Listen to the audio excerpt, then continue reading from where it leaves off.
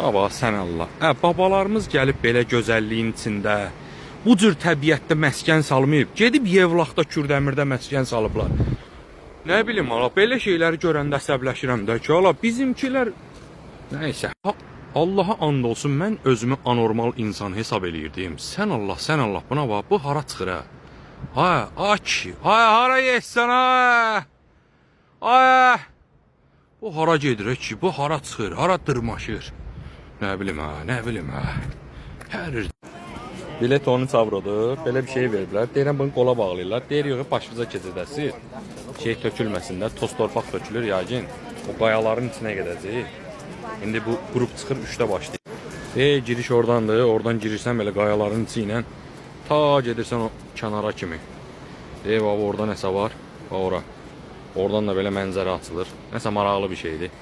13 avro görək. Amma dənizin rəngi başqadır da.